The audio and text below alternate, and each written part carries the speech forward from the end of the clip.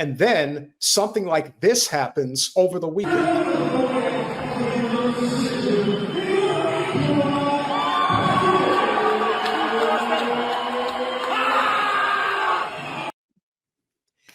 This man's name is Paddy McCrory. He's from Belfast, and we certainly appreciate what he did to that sniveling little weasel from Israel. And my Irish accent will continue to stay strong because I believe in this man. And I think we all should. That's the bottom line. He, in so many ways, I think was just, he became a physical manifestation of how I think a lot of people are feeling towards the Zionist movement. And the fact that a fight like this happened over the weekend was so prophetic, cathartic in many ways. Colin said the same, that there was this sort of catharsis of feeling of, if it's not a baby, if it's not a woman, and you actually have to physically stand up to another man. And this guy's an IDF soldier that he did this to. Right. Yeah. So to say that it was a feeling of empowerment, that he felt like he had the weight of the weight of the world on his shoulders to make sure that he came through in this fight, I think was pretty awe-inspiring to say the least. Yeah, I mean, it kind of it reminds you of those moments throughout history where, you know, the sports, you know, did have political statements attached to them. I mean, this was definitely one of those moments, big time.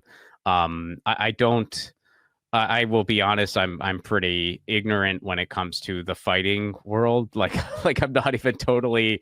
I mean, he was MMA, right? Like that's. Yes, so it's Okay. a UFC. When I lived in South Florida, I used to go to a gym that was actually in Boca Raton, of all places, that actually had the Blackzilians. This was a really like well-known MMA gym.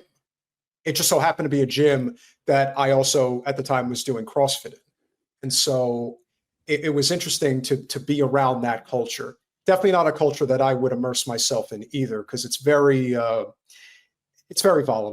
to say the least. Yeah, I just know nothing about it, man. I mean, I've only ever watched a handful of fights, and it was usually when I was just invited by somebody, like it was like a group activity, and usually I would just sort of half pay attention to the fight, and you know, it was like mostly just a social event or whatever. So I know very little about it. I do have one high school friend who does Muay Thai professionally. Muay Thai, yeah, sure. Muay Thai, okay, yeah, he does that professionally. How is that different than other forms of boxing or fight? I don't know. It looks cool, I know that, but yeah, I mean, I saw some of these clips online, and it was pretty cathartic. And also, you know, side note, all time, like every plea for freedom, when it has an Irish accent attached to it, it just sounds the best. Like it just sounds so perfect. And I think it's probably because they got a little bit of oppression in their history, just a tiny bit. Just a tiny bit. But yeah, like I mean, you know, when you say Free Palestine with an Irish accent, it just sounds better. It sounds great anytime you say it, anytime. But with an Irish accent, it is just brought up to 11. Same with any other call for freedom. Unless it's Mel Gibson's fake Irish accent, then it just doesn't. It's just not great. Oh well, he was Scottish actually. He was playing a Scottish. He was playing a Scotsman. But there was the Irish guy who was like the main dude. Like the Irish guy was. Yeah, like you're talking about Brendan Gleeson, who's awesome. Yeah, my sister actually met him in Cork many years ago. Yeah, yeah, he was great in that movie. But anyway, yeah. No, without question, and especially us both having Irish heritage. It's I have no Irish heritage. You don't? I thought you were Italian Irish for some reason. No, dude. I'm just you just think that because I'm a ginger. No. Yeah, I mean, you're from Pittsburgh, and yeah, there is the light. So. Forgive me. You had no other reason to think I'm Irish other than I'm a ginger. Like I've never said. I mean, well, I'm wearing a green shirt. Was that it? Like, well, you own a green shirt? Oh, I was. Hey, dude, I'm rocking my Maguire's Irish. This is a Talking Heads t-shirt, but I'm glad we both wore green. I wasn't planning this. It just happened organically. But I think so. Yeah. No, Ron and I did not discuss wardrobe decisions before. No. The show. So I'm not Irish. I love Celtic punk music, and I love Ireland. Ireland's great. But yeah, no Irish blood. I've even went to the immigration museums and stuff like that. And when you type the last name Placone in there, it just says LOL, you have no heritage here.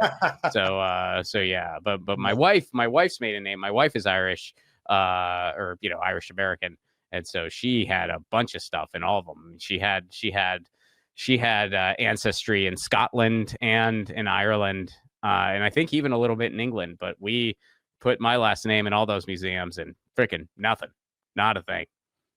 Well, I am Irish on my father's side, and to say that this was a very proud moment, but it couldn't happen under better circumstances because, as we know, since the very beginning of this genocide, the Irish have been firmly on the side of the Palestinians. There has been no wavering there. They were willing to take the heat, and a lot of heat came in the early stages. But rest assured, this was it was almost like Rocky defeating Drago type of a feeling.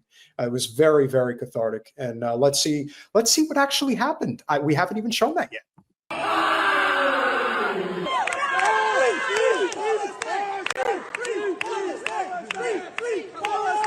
Could you imagine taking a second to beat the shit out of a Zionist to tell him free Palestine before I knock you out? I mean, that's pretty freaking balls to the wall, if you ask me. Yeah, no, it's pretty badass. And again, for anyone not in the know, I know we said this earlier, but this dude was an IDF soldier. It's not like this is just some random guy who has nothing to do with anything, or it's not like it's even just somebody who maybe has really bad takes on foreign policy, not because they're a bad person, but just because they only get Western propaganda force fed to them 24/7. This is an actual IDF soldier that he fought here. Amen. So.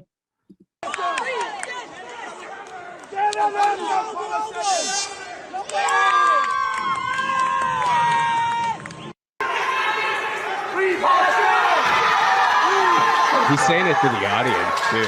McCrory addressing his fans at K-side. So you're probably wondering how I ended up here. That's like the thing that's going through his head right now. He's like, oh, maybe I shouldn't have killed those kids. Yeah, maybe you shouldn't have. You're lucky this is all you're getting. Big elbows from McCrory. Oh, wow, he's calling him a kid killer. Damn. I didn't hear that. It's over. He called him a child killer. Yeah, twice. he did. Yeah, he did. Good for him. Yeah. He's got it, man. I don't know anything about fighting, so this guy gets my favorite.